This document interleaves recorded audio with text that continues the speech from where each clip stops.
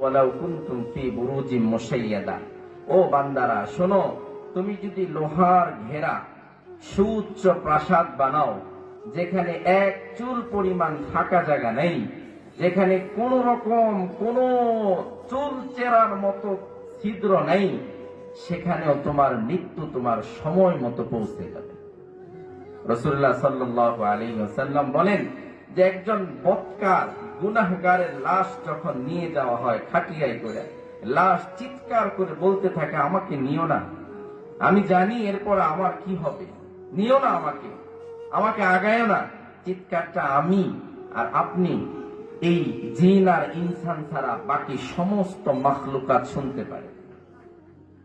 রাসূলুল্লাহ সাল্লাল্লাহু আলাইহি ওয়াসাল্লাম বলেন যে মানুষ যারা জীবিত আছে, মৃত্যুর পরে তাকে যেখানে দাফন করা হবে, কবর দেওয়া হবে, ওই কবর ওই জায়গা থেকে এই মানুষটাকে প্রতিদিন ডাকতে থাকে, ও বান্দা, আনা বাইতুল গুরবা, আনা বাইতুত তুরাব, আনা বাইতুল জুলমা, আমি একাকিত্বের ঘর, আমি অন্ধকার ঘর, আমি পোকামাকড়ের ঘর, সাপ বিচ্ছুর ঘর, আমার এখানে আসার আগে ঠিক হয়ে আসে।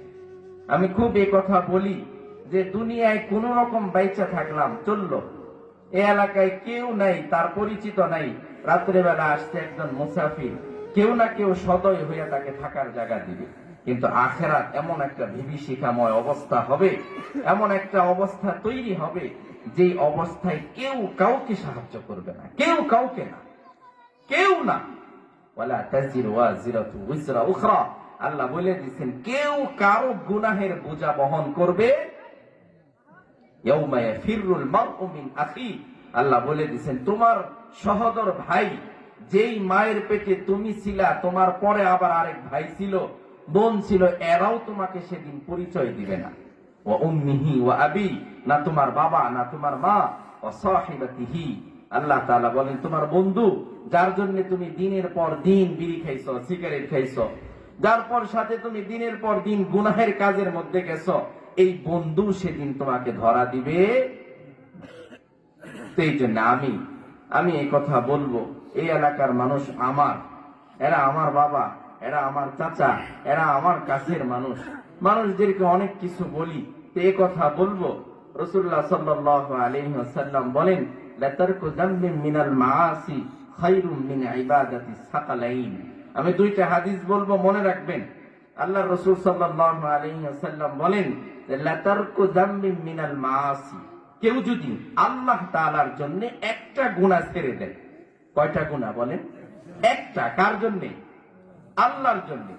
রাসূলুল্লাহ সাল্লাল্লাহু আলাইহি ওয়াসাল্লাম বলেন খায়রুন, এটা উত্তম, মিন ইবাদাতিস সাকালাইন, সারা দুনিয়া, শুধু দুনিয়া না, এই দুনিয়া জমিনের উপরে যত মাখলুকাত আছে, আসমানের উপরে যত মাখলুকাত আছে, ফেরেশতারা আছে, সবাই একসাথে ইবাদত করলে যে সওয়াব হইতো, একটা গুনাহ আমি আল্লাহর জন্য ছেড়ে দিলাম, রাসূল বলেন খায়রুম মিন ইবাদাতিস সাকালাইন, সমস্ত মাখলুকাত যদি একসাথে ইবাদত করে, যেই পরিমাণ আল্লাহ খুশি হন, আল্লাহর জন্য একটা গুনাহ ছেড়ে দিলে ওই পরিমাণ কি হয়? আল্লাহ খুশি হন, ওই পরিমাণ।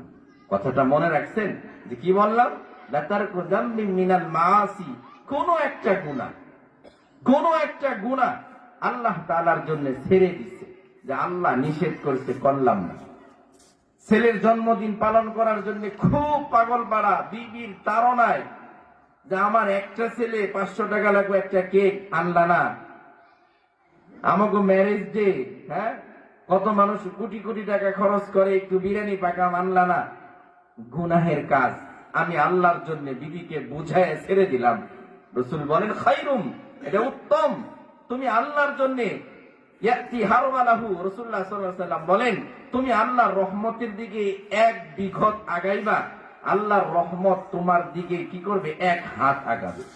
তুমি আল্লাহ তাআলার জন্য, আল্লাহর হুকুম পালনের জন্য তুমি এক হাত আগাইবা, রাসূলুল্লাহ সাল্লাল্লাহু আলাইহি ওয়াসাল্লাম বলেন যে আল্লাহর রহমত তোমার দিকে 2 হাত আগাবে।